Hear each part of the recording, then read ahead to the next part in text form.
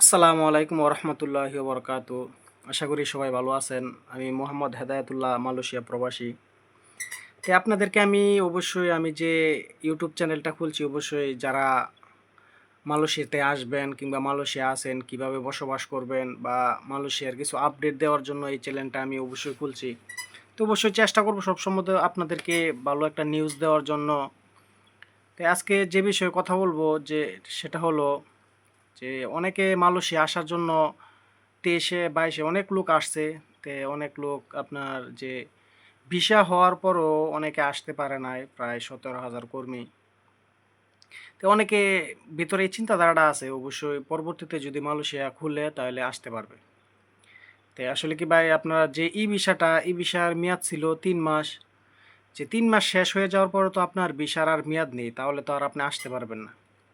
এটা হলো 1 নাম্বার কথা। যারা নাকি আপনার ভিসা টিকিট শুধুমাত্র টিকিটের জন্য আসতে পারেন নাই, অবশ্যই তারা এখন আর আসতে পারবেন না।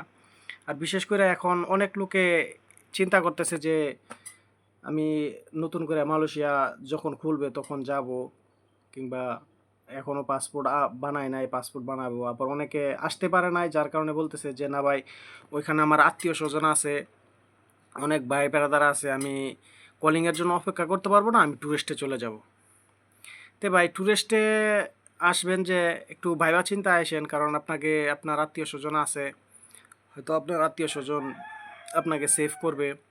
তো বর্তমান মালয়েশিয়ার পরিস্থিতিটা এমন এক হয়েছে যে মালয়েশিয়া যারা আছে তারা জানে বর্তমানে ইমিগ্রেশন আপনার প্রত্যেকটা জায়গায় রেট দিতেছে। মূলত সাঁড়াশি অভিযান তারা চালাইতেছে যে মালয়েশিয়া কোনো অবৈধ লোক থাকতে পারবে না। যারা নাকি 23-এ অবৈধ আসছে তারাই এখন মনে করেন আপনার, দেখেন আপনি 3 লক্ষ 4 লক্ষ টাকা খরচ করে আইসা জঙ্গলে ঘুমাইবেন, কোনো শান্তি পাবেন না। যখন আসবেন তখন বুঝতে পারবেন আসলে আমার ট্যুরিস্টে আসাটাই ভুল ছিল।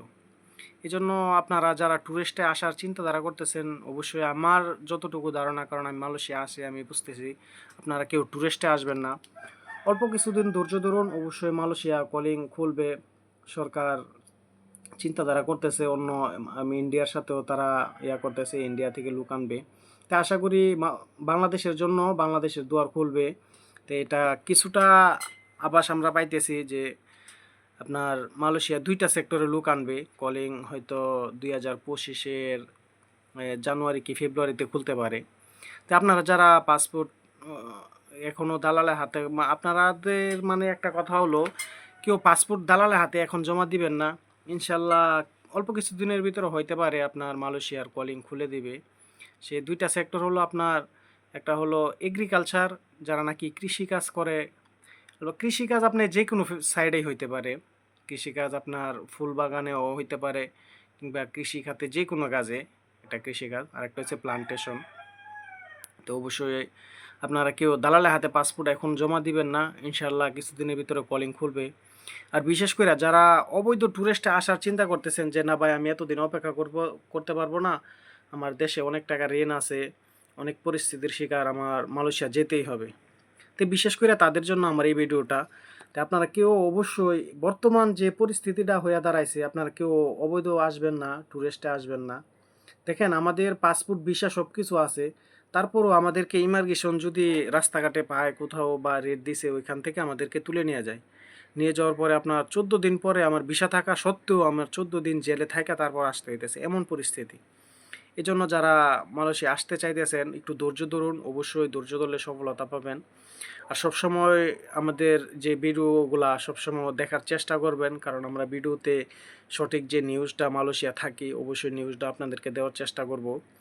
আর বিশেষ করে কেউ ট্যুরিস্টে আসবেন না বর্তমান পরিস্থিতিতে, এটাই আমার আপনাদের কাছে রিকোয়েস্ট। ট্যুরিস্টে আসার একটুও চিন্তা করবেন না, অবশ্যই কলিং খুলবে। এটা নিয়ে অনেক আলাপ আলোচনা হইতেছে। আপনার এগ্রিকালচার আর যে প্লান্টেশন বললাম, এই 2টা সেক্টরে লুক আনবে। এই 2টা সেক্টরে লুকের অনেক শর্ট আছে।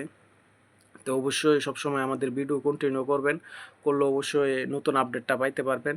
আশা করবি ভালো থাকবেন, সুস্থ থাকবেন। আসসালামু আলাইকুম রহমতুল্লাহ বরকাত।